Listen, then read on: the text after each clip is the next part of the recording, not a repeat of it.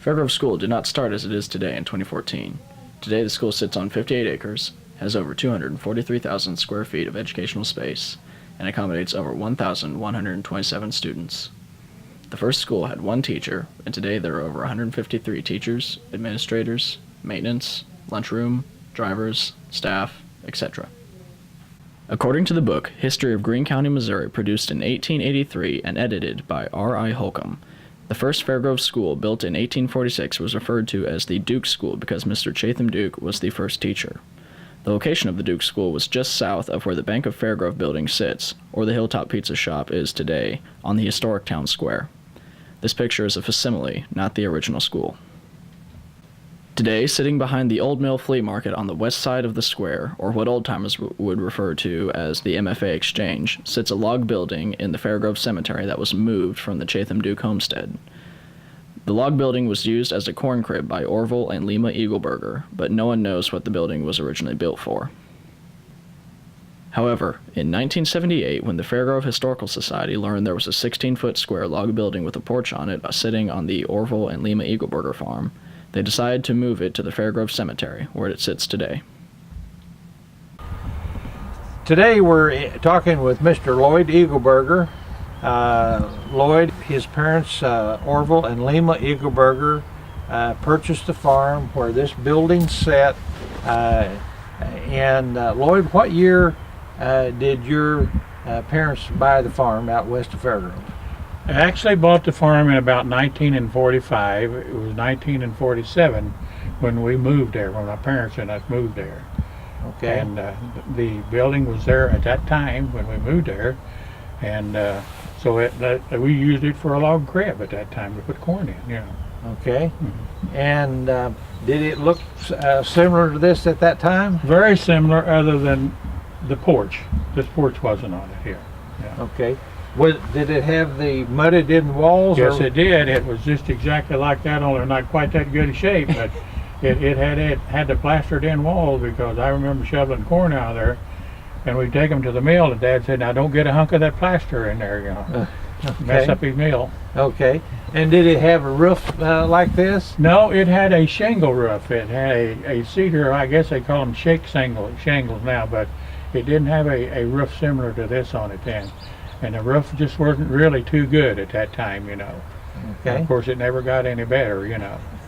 Okay. Also today we're talking with Mr. Dan Manning. Dan is a member of the Fairgrove Historical Society. And Dan, what can you tell us about this building? Well, I can tell you that when the society started in 1977, several of us were buying milk from Orville and Lima Eagleburger, Lloyd's folks, and somebody said something about the log building out there, and Orville said, "Well, that was here when we moved here," and it was this building. And he said some members of the Duke family that homesteaded that place had come out there and said that their parents, or well, great-great-grandparents, had built it before the Civil War. And so he got to thinking one thing and then another, and he said, "Well, you think the Historical Society could use that building?" And we said, "Well, probably so." And about the same time, we got a handwritten copy of a 1932 history of the village of Fairgrove, written by Will Long, who lived right over there. And in it said several things about the original school. Had been the first schoolmaster had been Chatham Duke, and that was the same Dukes that had this piece of land out here that the Eagleburgers were living on. So we kind of thought, well, if we could get that building, maybe we could move it to Fairgrove, and maybe it would represent our first schoolhouse in Fairgrove that had been built 1846, I think they consider that. It says that in the 1883 history of the village of Greene, or history of the Greene County, Missouri, I guess that is. But it's the history of village of Fairgrove that Mr. Long wrote about. So we had decided that we wanted to be the trustees of the cemetery, and that's where we're standing right now. And this piece of ground didn't have any stones on it. So we thought, since the Historical Society didn't own any land, it would be all right for us to move it here, and nobody argued with us, so this is where we moved it. We disassembled it in sides out at the Eagleburger farm and laid all the logs out, and then we moved them one side at a time here with a flatbed trailer, laid them out here, and then we assembled them just the way that, only it's 180 degrees out of phase from what it was out there. This faced to the west out there, and right now the front is facing to the east. So just be clear, because some of us, including myself, get confused. This was never a schoolhouse. No. As far as we know. Right. We really don't know that. The first schoolhouse was built over in front of where the bank is. Yeah, right about in the middle of the square. But it represents that because we figure, and according to the description that Will Long gave, it's the same description as this cabin, and Duke probably had to do with building both of those buildings. He was the first schoolmaster, and this one came from the Duke homestead, so we kind of put it all together, and it represents the Duke School. I see. Okay. And apparently the second schoolhouse, which was 30 by 40 feet according to Will Long's measurements and how he described it, it stood just to the southwest of the old cemetery, and that's just over here. And it was bought by the man who owned the Bell Hotel, which is where I live, and rolled over onto his property, and he used it as a barn. Now, it wasn't there when we moved here in 1974, so sometime between 32 and 74, it was destroyed. Okay. Well, Dan, I want to thank you for coming You bet. by and You bet. visiting with us. Lloyd, appreciate You're you welcome. giving us a little bit of the history, and we're sure the folks will enjoy knowing a little bit about the history of Fairgrove Schools. Thank you very much. Interesting enough, at the time the Duke School was moved, there was no city of Fairgrove. Again, according to the history of Greene County, it was in 1853 when C.W. Huff and H.G. Ramey, Peyton Keel, and Logan Mayfield built a storehouse, which was the beginning of commercial trade in Fairgrove. Tradition says that near the Duke School was a grove of trees and a brush arbor where Methodists and Presbyterians met. At one of the meetings, the question was asked, "What shall we name this place?" A man named William Spence suggested it be called Fairgrove after a church he had been a member of in Randolph County, North Carolina. All acquiesced, and the name has ever since remained. However, there are other versions of this story around. Today there is a Fairgrove Baptist Church located in Davidson County, North Carolina. Actually, there are 3 churches by the name of Fairgrove in North Carolina today. However, one of our 1960 graduates thinks the one in Davidson County is the one that Fairgrove, Missouri is named after. After the Civil War ended in 1866, another one-room frame schoolhouse south of the old cemetery was built. This would be the second school building. After using this building about 25 years, it became too small to accommodate the ever-increasing number of pupils, and a third school was needed. In 1891, Mr. Julius Goki sold land to the Fairgrove Methodist Church, and a church was built. At the same time, 2 acres were acquired from Mr. Goki for the purpose of building a school. This third school was completed, and the location was near where the Sandstone Elementary building once stood. The size of this 2-story building was 30 feet by 40 feet, and this building burned on January 3, 1928. At the time of the fire, I.W. Wingo was superintendent of Fairgrove Schools. The cause of the fire was a defective flue. After the fire had been detected and thought to be extinguished, the fire reignited during the next day, and the fire completely destroyed the school. Today I'm visiting with Miss Reba Turner.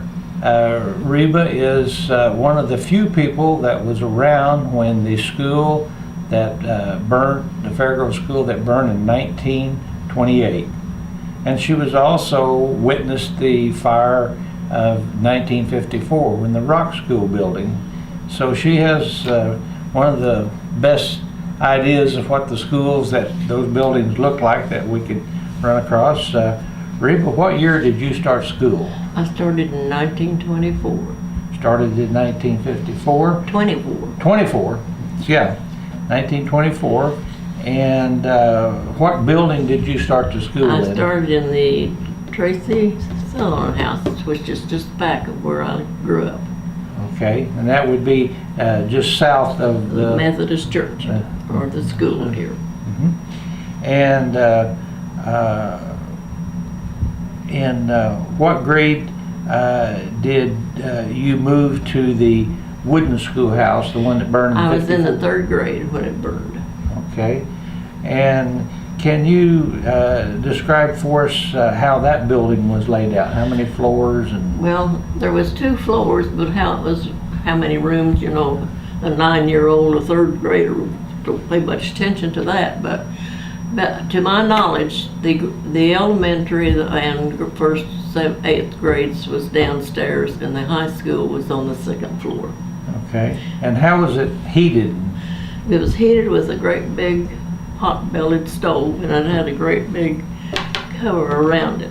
And the flue went clear up to the 2nd floor and then across to the west wall where the chimney was. Okay. And that's where the fire started. And I understand that's building burned in 1928, and after it burned, you had been in the 3rd grade. After it burned, what? We moved back down to where I started the school. Back in the. And then out. And how long were you down there? Well, we finished out that year. I started the 4th grade in the new building. Okay. And that would have been the starting of the 1928-29 year. Whenever that fire started, where were you at that time? You mean the old building? The old building. Well, I was in the classroom there on the 1st floor, and the fire started on the west side. That's where the flue was, and it started one day, had a flue fire, and they put it out, and then it rekindled the next day because it was bitter cold, and it really had a hot fire. And that big old stove, that's the only heat they had. Okay. Then in 1928, that fall, and they had the new rock building built, and it was I think it was completed, and we started the school that fall. Because we didn't start the school until after Labor Day in September then. Mm-hmm. And it was located just south of where the later elementary building, if those people remember where that was at. It was south of there. And how was that school laid out? How was it laid out? Well, it was 3 stories, basement, 1st floor, and 2nd floor. And the restrooms and furnace room and everything was in the basement. In the basement. Mm-hmm. And were there classrooms down there? There was 2, because most of it was the gymnasium, the big Okay. gym on the south. Okay. And did it have a cafeteria when it opened up? No, How many years was it before that cafeteria was built down there? you know, I really don't know, but they took one of the classrooms and made a cafeteria. Mm-hmm. I can remember going to that cafeteria my first couple of years. It was probably been in the 30s, don't you think?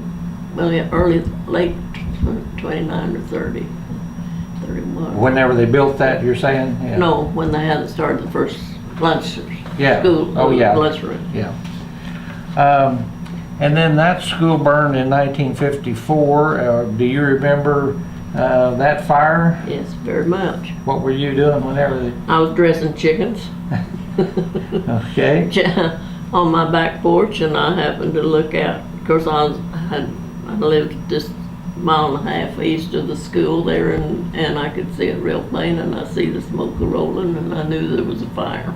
Okay. So In 1928, the Fairgrove District, now having become a consolidated district with other schools around Fairgrove, including Cedar Bluff, east of Fairgrove, Womack, south of Fairgrove, Elm Spring, to the southwest of Fairgrove, and High Point, or Windy Hill schools, west of Fairgrove. With the need of a new school in 1928, the district approved bonds of $30,000 to build the 4th building that was second to none in the county. It had 15 classrooms, a gymnasium, and 2 large halls with 8 bubbling sanitary drinking fountains, was lighted by electricity, and had steam heat. At this time, the Fairgrove school system was sending school buses as far south as Green Lawn Cemetery. This building burned November 13th, 1954 during a roof repair. At the time of the fire, the building served as the high school, but only hosted the high school cafeteria. During the remainder of 1954 and 1955, the Vocational Agriculture and Vocational Arts building, which had been completed in 1945, was used for additional classroom space. Also, the Methodist Church was used to house the band classroom and also the cafeteria. Thanks to the church for being so gracious to those of us who were in school at the time. The school yearbook, or annual, which is the source of much of the information in this script, was first produced in 1948. Not much information has come to the attention of the writer for the years of 1929 to 1954. However, one such picture was found of the graduating class of 1937. It just happens that the two of the oldest attendees to the alumni banquet, Reba Yandall Stewart and Vesta Wiseman McInnes, happened to have graduated that year. In 1956, a new high school and junior high school was completed with 8 classrooms, a new cafeteria, and what for those who were around at the time thought was a huge gymnasium. No school is complete without teachers and administrators. There have been many great teachers, administrators, custodians, and bus drivers. However, there are a few who spent the better part of their adult lifetime at Fair Grove, and the history of Fair Grove would not be complete without the mention of their names. Mrs. Ethel Hauk served faithfully for 39 years as teacher, counselor, and a friend. Miss Dorothy Patterson taught second grade for many years, but the exact number has not been determined, but at least 30 years and retiring in 1976. Mrs. Blanche Carter Mason has the longest tenure that we found and taught typing in business classes for 45 years. Also in 1956, the first year in a new gymnasium, the Fairgrove boys basketball team won the Marshfield Regional Tournament and went to the state tournament held at Columbia, Missouri. The last year for Mr. Winsey Marsh to serve as superintendent was 1956, and 1957 was the first year for Mr. Lewis Taylor to serve as superintendent.